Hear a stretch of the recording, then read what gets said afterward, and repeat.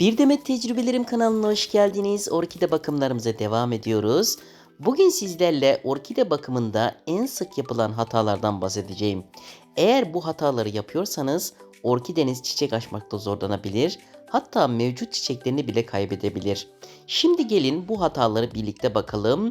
İlk ve en önemli konu sulama meselesi. Orkideleri belirli günlerde değil, köklerine bakarak sulamalıyız. Eğer kökler canlı yeşil renkte ise sulama yapmayınız. Kökler gri veya gümüş rengine döndüğünde ise sulama zamanı gelmiş demektir. Evet, bununla alakalı mutlaka orkidenin saksı içerisindeki köklere bakılması gerekiyor.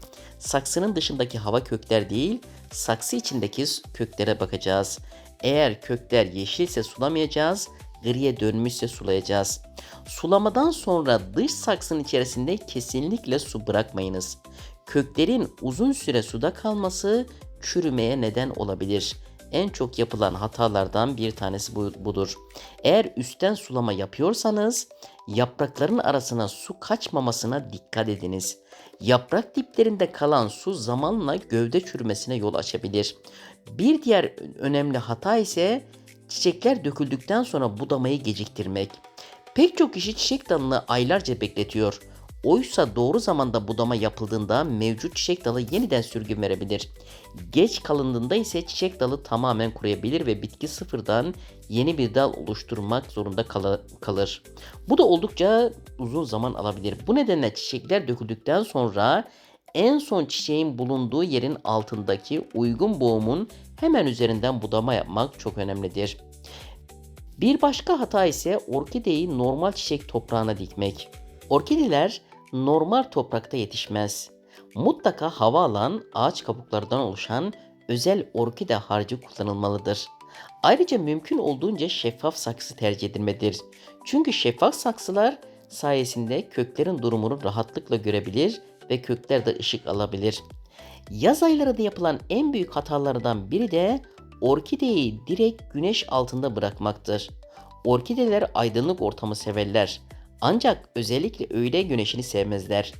Direkt güneş ışığı yapraklarında yanıklara neden olabilir. Bir diğer hata ise orkide çiçek açarken saksını değiştirmektir. Bu bitkiyi strese sokabilir ve çiçeklerin dökmesine neden olabilir.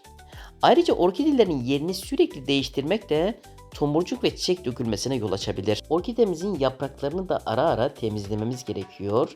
Yaprak bakımı da çok önemli ve orkidenin gelişimlerini de kontrol etmemiz gerekiyor. Eğer kökleri gelişiyorsa, yeni yapraklar çıkartıyorsa ve çiçek dallarından yeni sürgünler çıkıyorsa, çiçekler açıyorsa orkidemizin sağlığı yerindedir. Uzun süre çiçek açmıyorsa, yeni yaprak çıkartmıyorsa, köklerinde çürümeler varsa işte orkidemizde sorunlar başlamıştır. Kısacası doğru sulama, doğru budama, doğru saksı ve doğru ışık seçimi orkidenizin yıllarca sağlıklı kalmasını ve tekrar tekrar çiçek açmasını sağlayacaktır. Eğer siz de bu hatalardan birini yapıyorsanız bugünden itibaren düzeltmeye çalışın.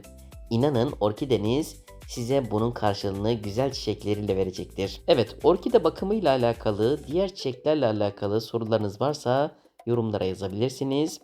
Daha fazlasıyla alakalı kanalıma bekliyorum. Abone değilseniz abone olur, like atar ve videomu paylaşırsanız çok memnun olurum. Bir sonraki videomda yeniden görüşmek üzere. İyi günler.